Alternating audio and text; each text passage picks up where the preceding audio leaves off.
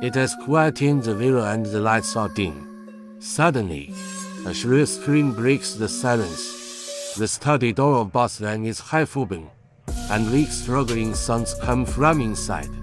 The camera slowly moves forward and reveals that Boss Wang is lying in a pool of blood, with everything in a mess around him. Documents are scattered all over the floor and the safe has been pried open and is empty inside. Detective Lee leads the police to arrive at the scene quickly and sets up a cordon. They carefully examine the scene, collect evidence and question the staff in the villa. Secretary Wang, with a pale face and still in shock, tells how she came after hearing the guns. Driver Lee stands aside, watching all this silently, clenching and unclenching his hands unconsciously. Bodyguard all looks remorseful and claims that he left his post for well last night. Unexpectedly, this happened.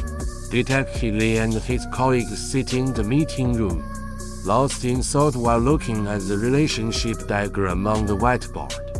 After the preliminary investigation, they find that the accountant's son had fierce arguments with Boss Wang recently due to financial issues, and his whereabouts were rather strange on the night of the crime.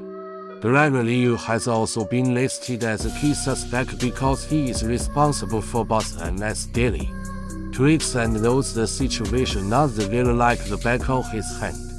Moreover, some colleagues reported that he seemed to have financial difficulties recently. Detective Lee goes to search accountant's son S and driver Liu's home respectively.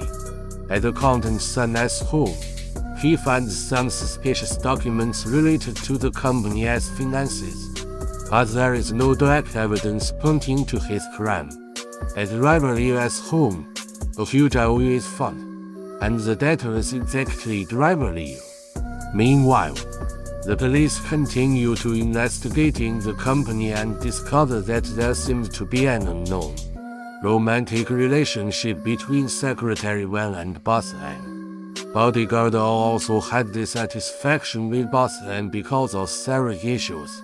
After painstaking investigation and reasoning, Detective Lee finally identifies the real killers, driver Liu and Secretary Wang.